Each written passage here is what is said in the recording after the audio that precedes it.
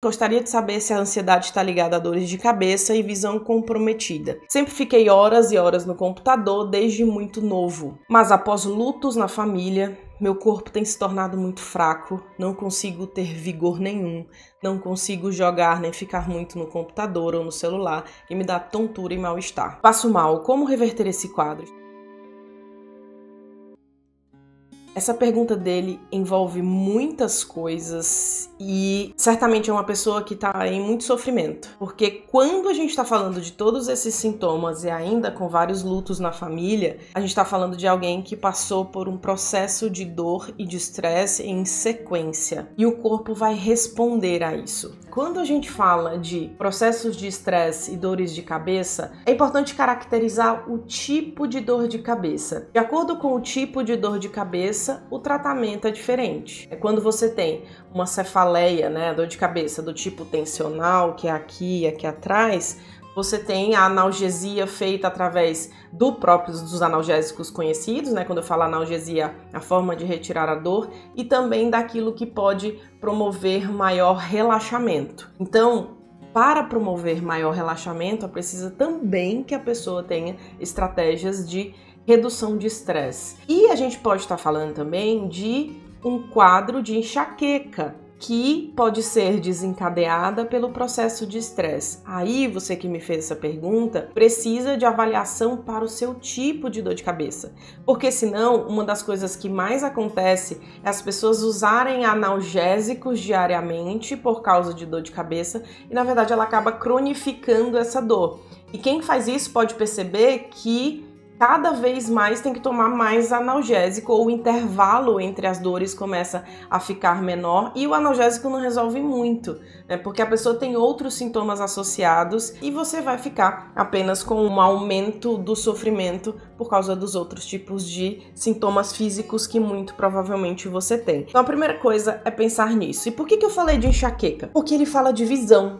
Ele fala de visão comprometida. Então, na avaliação, quando você for avaliar para o tipo de dor de cabeça, que tipo de visão comprometida é essa? Que alteração visual é essa? Você tem o que a gente chama de moscas volantes, né? Aqueles pontinhos que parece um monte de mosquinha voando. Ela acontece às vezes sem muita dor intensa, e aí a gente vai estar falando de aura da enxaqueca, né? Ela só ocorre quando você está muito estressado, ou ela ocorre também associada a uma alteração de luz, né? Que a gente chama de fotofobia, que a luz piora, que o som piora, né, que o barulho, né, qualquer barulho piora a sua sensação, que você percebe mais cheiro, você passa um perfume, nossa, piora a sua dor, você fica incomodado com aquele cheiro. A gente está falando de sinais de que nós estamos falando de um processo de estresse associado a um quadro de enxaqueca cronificado e que você tem tanto a dor quanto outras coisas.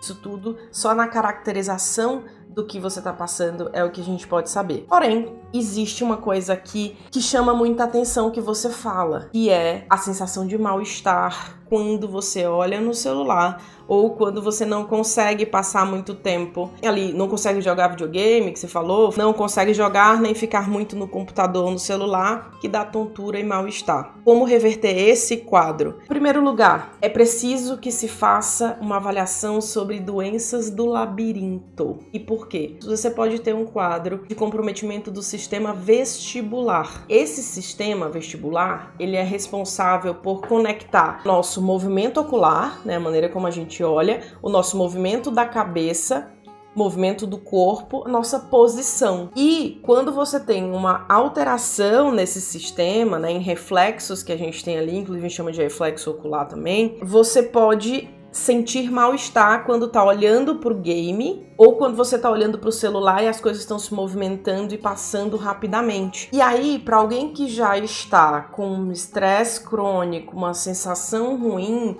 pode achar que se trata de outra coisa. Nesse caso, a gente está falando de uma necessidade de avaliação do sistema vestibular. O otoneuro vai ver isso, o otorrino vai ver isso e avaliar se, na verdade, você tem uma alteração nesse sistema. Porque tem tratamento específico para isso. Sua pergunta é como reverter? avaliando o labirinto, seus canais, a gente chama de canais semicirculares, tudo isso tem como ajustar e reverter, porque nitidamente você descreve como a alteração quando tem movimentos na tela. Não é raro que isso aconteça, é o otorrino que trata isso, e uma pessoa com esse tipo de sintoma precisa ser avaliada para outras coisas ligadas ao sistema vestibular para tratar especificamente. E aí, pensando que se tem um quadro anterior já que você se sente fraco, fadigado, a gente tem que separar as coisas, porque existe uma fadiga por tudo que você passou, por tudo que tem acontecido na sua vida, mas também existe uma outra coisa que pode estar associada e você tá com vários sintomas e achando que tá com vários quadros graves, sabe, de difícil resolução. Então, primeiro, melhor orientação, avaliação no otorrino para o sistema vestibular. Segunda coisa, avaliação clínica para saber por que você tá sem energia e avaliação da possibilidade de um quadro depressivo. Especialmente porque a gente está falando de ausência de vigor, uma palavra que você usou e que me chamou muito a atenção, né? Porque essa ausência de vigor é uma ausência de drive, né? Eu gosto muito de usar essa expressão que alguns pacientes falam e a gente usa, é mais fácil de entender, né? Como se fosse uma ausência de capacidade de viver, de fazer as suas coisas, de vida, né? A ausência de vida, e isso a gente tem que avaliar. Quando você falou sobre os sintomas do celular e a dificuldade no computador e no game, fica muito claro que tem uma questão aqui ligada ao ouvido interno. A gente chama de ouvido interno, que é onde você vai avaliar tudo isso. E quando você falou sobre os lutos na família, chama atenção também as vivências de dores, né? E que a gente precisa esclarecer que muitas vezes o corpo responde de uma maneira muito clara quando a gente fala de sintoma, mas não clara para você. Especialmente porque quem passa pela situação de perda fica tentando lidar com aquilo e muitas vezes manifesta sintomas que na verdade representam aquela dor. Então, na sequência daquilo que você vai buscar ajuda, isso você precisa pensar também aí com você, se na verdade tem uma manifestação da própria vivência do luto, essa sensação de falta de vigor, tá? E aí, quando a gente fala de luto, a gente tem que respeitar o nosso luto, né? E não exigir que a gente fique bem muito rapidamente, porque esse processo às vezes dura um tempo, às vezes a gente precisa de ajuda para passar por ele. Na verdade, eu posso dizer que sempre a gente precisa de ajuda para passar por ele, muitas vezes de alguém próximo ou uma ajuda profissional.